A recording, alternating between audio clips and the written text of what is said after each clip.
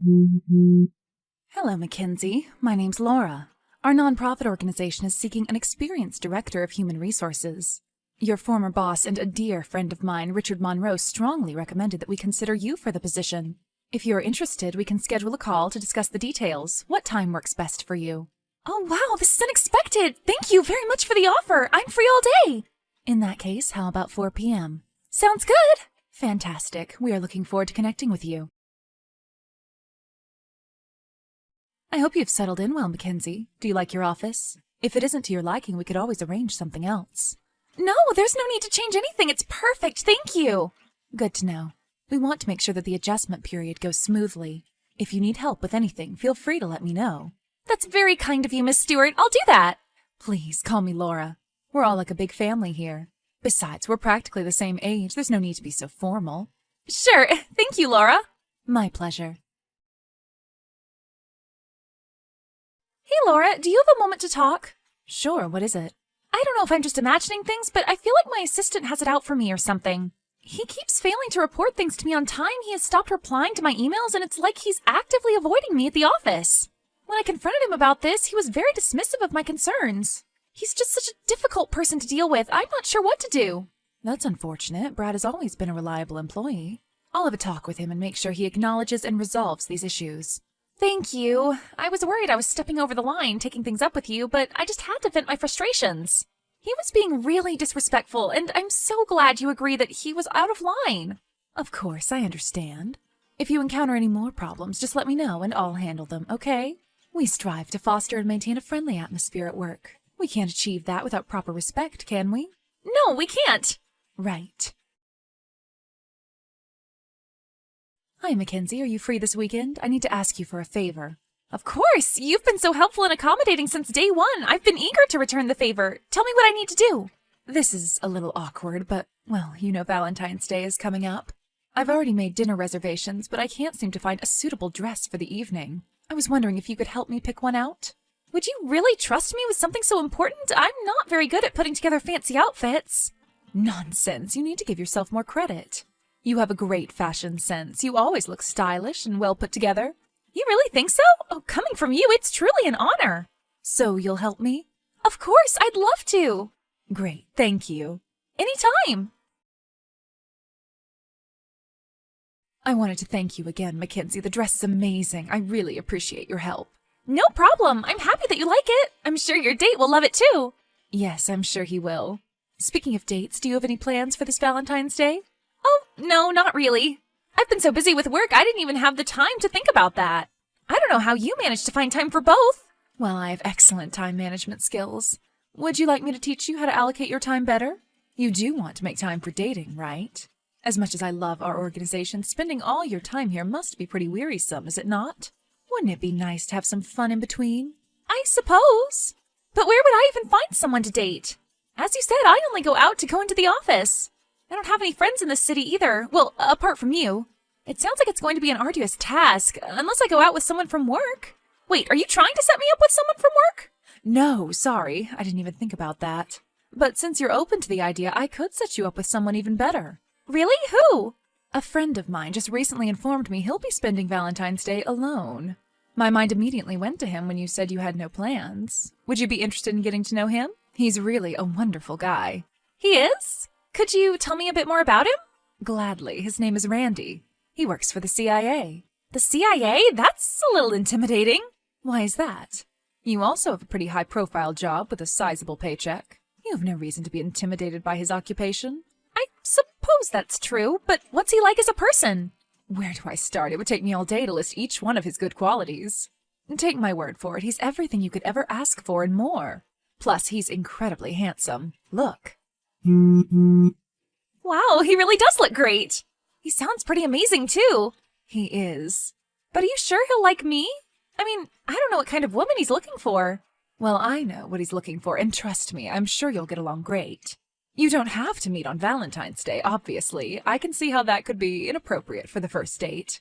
You could just meet up for a cup of coffee and get to know each other another time. That does sound better. It'll definitely take a lot of the pressure off us. So should I give you his number? Yeah, sure, why not? It could be fun. It's been a while since I got to go out. Great, I'm sure you'll love him. Hello, Randy. This is Mackenzie. Laura must have told you about me. She has. She's been singing your praises since the day she hired you. I'm delighted to make your acquaintance. So am I.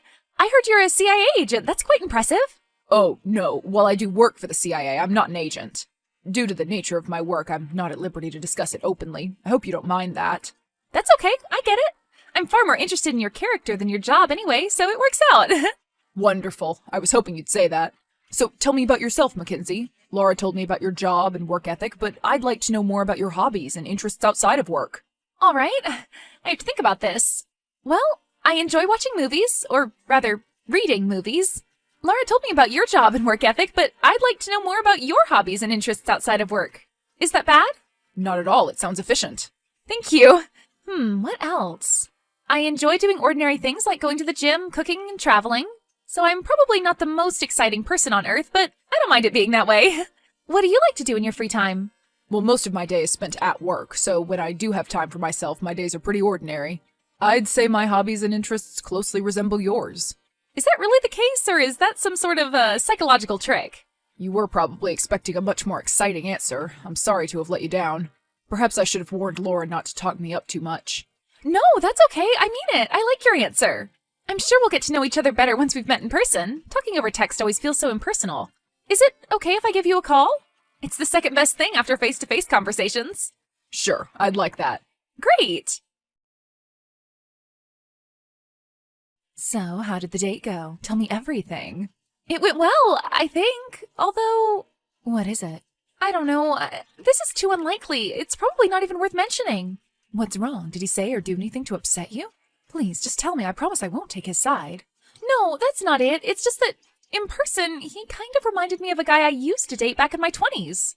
Is that so? You didn't mention that when I sent you his photo. Yes, well, they don't really look that much alike. It was mainly his voice and mannerisms. I couldn't notice it over the phone, but they are jarringly similar. That's odd. It must be a coincidence. Do you really think he could have been your ex? No, I'm sure it can't be him. That guy passed away years ago. Oh, I'm so sorry to hear that. He must have been quite young. That's so unfortunate. That's okay. We'd already gone our separate ways at that point. I was a little taken aback, that's all. So, ignoring that, it went well? Yes, everything was perfect. The conversations were smooth and effortless. I could really feel the chemistry between us. We even went to see a movie afterwards. That's wonderful. It really is. Who knows, if your Valentine's Day date goes well, we could even go on a double date. Yes, that'd be great. Hopefully all will go well. How did it go? I didn't text you yesterday just in case you were busy, but you can tell me today, right? It was a disaster. What? Why? Well, it was fine in the beginning, but at the end, when we were about to say goodnight, I asked him to come over to my place. At that point, he just curled his lip up at me and left. Can you believe that? That's so rude. He could have just said no. That's what I'm saying. This wasn't even our first date. I'm sure these things vary from person to person. Some people move more quickly than others. Like you and Randy? I mean, he's taking a shower as we speak, so yes, you could say that. What? Just like that? Yeah, we just clicked very well from the beginning. That's all? I guess so. What else is there to it? Nothing unusual happened? Everything was normal? What should have happened? Is there something you aren't telling me? No, it's just that you said he reminded you of your ex, so I was a little worried you wouldn't be able to enjoy his company without thinking of your past love. Oh, is that what this is about? When I reread our texts, I realized how crazy it all sounded. Sure, they are somewhat similar in certain ways, but they are also very different. I mean, Randy has a completely different eye color. You can't fake that. Besides, I'm sure my ex is dead, so what's the point of holding on to the past? Give me a second. Randy's phone is ringing. I'll bring it over to him. Wait, it stopped. So you are telling the truth. He's really there with you. And you couldn't notice anything out of the ordinary? Were you the one calling him? What's going on? This is not how this was supposed to go. All my hard work has gone down the drain. I can't believe this. What hard work? Seriously, Laura, you're starting to scare me. How dare you? This is no way to speak to your superior. What are you saying? I thought we were friends. Why would you ever think that? In what world would I ever befriend you? If you thought I was overstepping the boundaries, you could have just told me. Is it that hard to be civil? Was this sudden outburst really necessary? It's all been a waste of time. Why did I ever think it'd work? Serves me right for putting my trust in you. Are you going to keep talking in riddles? I still don't understand what I did wrong. I thought everything was fine. Did I mess up at work? Is that it? Work? That's a whole different topic. I guess this is my last resort, coming clean and hoping you'd cooperate. Okay, then do that. Tell me what you're going on about. Do you remember our first meeting? Of course I remember it. It hasn't even been 2 months. Wrong. We met 12 years ago for the first time. It was a rainy day. You were wearing a purple jacket. I was chatting with my best friend when you grabbed his hand and asked him to hurry because the movie was about to start. I'm sorry, but I'm not sure what you're referring to. I'd get angry and tell you to stop feigning ignorance, but I've seen how absent-minded you can be. What if I told you the friend I was talking to was your late ex-boyfriend? Would you remember it then? Oh, that's right, but his friend had a different name. I could have sworn her name was Valerie. Right, that's my middle name. Okay, and? Now that we've got that out of the way, let me tell you my theory. Okay. I don't think Andrew's really passed away. I think he and Randy could be the same person. Even their names are similar. Hold on a second, what? What are you saying? Wasn't he cremated? He couldn't have possibly survived that. Did you see him die? What? No, I didn't. We'd broken up by then. Just as I thought. You can't prove anything. Guess what? I also didn't see him die, and I was by his hospital bed 24/7. The one night I was practically forced to go home and rest, he passed away. Who'd believe that? I mean, I would. Of course you would. I bet you don't even care whether he's dead or alive. You cared enough to notice the similarities between him and Randy, but not enough to uncover anything substantial. Uncover by sleeping with him? That's why you set me up on a date with him? So that I'd compare the two in bed? You are psychotic. Did Randy know about this? Yes, congratulations, you finally figured it out. And no, of course he didn't know. I wanted to figure things out covertly without driving him away. Had I wanted to be upfront about things, I'd have asked him directly. You should have done just that. That's 1,000,000 times better than using your friend. Have you ever even considered me a friend? How long have you been planning this? Oh, that's an easy question. From day one. Then it was all a lie? The job offer, the recommendation from my former boss, you made it all up? Couldn't you tell? Do you think people just get offered jobs well above their experience level with excellent pay on a regular basis? It almost sounded too good to be true. That's why I asked Richard for help. He was so helpful I even agreed to go out on a date with him. He hates the dress you picked out, by the way. He found it tacky. It was hilarious.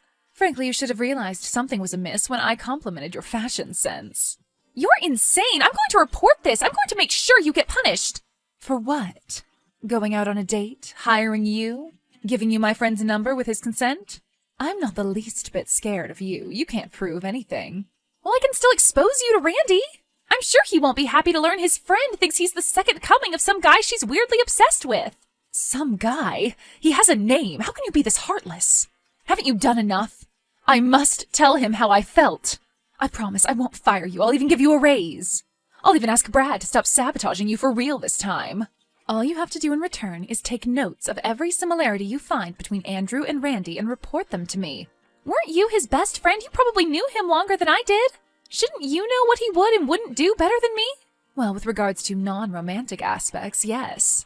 But I need to be absolutely 100% sure it's him and not someone impersonating him. That's where you come in. Since I have no point of reference, you'll observe the more romantic aspects. Wait a second, I'm not going to sleep with someone in exchange for money. How could you even offer that? That's what you're offering, isn't it? You're already together. What does it matter if you start getting paid? If anything, this will only benefit you. Do you really not understand? I neither need nor want your money. I really don't. I'm leaving. I'm leaving my job and I'm leaving this apartment.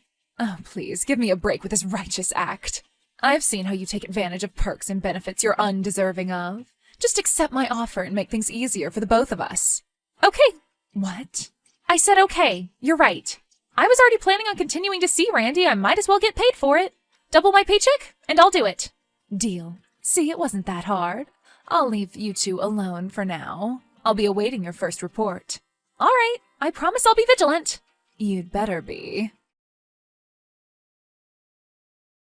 I showed the entirety of our conversation to Randy to prove that Laura had really gone off the deep end. I wanted to quit right away, but Randy was concerned about her mental well-being. I suppose they had been friends for some time. Since I'd already accepted her offer to get her off my back, he said we might as well use this opportunity to help her move on. I'd continue dating Randy and tell her he really wasn't the same person. I was reluctant to accept it at first. In the end, I realized the benefits greatly outweighed the costs. After that day, I started keeping an eye on Randy for Laura. We got to visit the most extravagant of places and enjoy some of the finest cuisine, all thanks to her covering the expenses. After each report, she'd just sigh and tell me to keep looking. In a few months' time, Randy and I ended up growing apart, mainly because of his busy work schedule. The day we decided to break up, I quit my job. I knew I couldn't put up with Laura's eccentricities any longer. Do you know what the strangest thing is? At times, Randy really did remind me of my ex. Was I really dating a living dead man? I'm not convinced, but it might be a fun fact to bring up the next time I play Two Truths and a Lie.